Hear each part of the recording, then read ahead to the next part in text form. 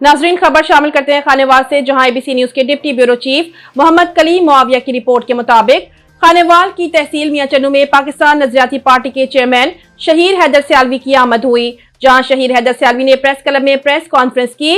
उनका कहना था कि हम पुरजुदा सिस्टम और चंद खानदानों की हुक्मरानी को बिल्कुल भी कबूल नहीं कर सकते। चंद खानदानों ने पूरे मुल्क को यरगमाल बनाकर पाकिस्तान का बेड़ा गर्क कर दिया है और मौजूदा ज़िमनी इलेक्शन भी मनपसंद को नवाजने की एक कड़ी है। हमें पीटीआई गवर्नमेंट के दौर में 2 मरतबा गिरफ्तार किया गया था।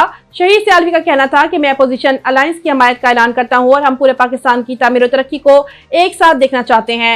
नौजवान की तरबियत के लिए हमारी जमात हमवक्त कोशा है। हम चाहते हैं कि अवाम सिर्फ हमारे अच्छे नजरियात का साथ दें और इंशाल्लाह पाकिस्तान की फलाह और तरक्की के लिए तमाम तर वसाइल बरोए कार लाएंगे। आखिर में उनका कहना था कि जनूबी पंजाब की तरक्की सिर्फ इसलिए नहीं हो पाई कि ये लाहौर इस्लामाबाद से दूर है।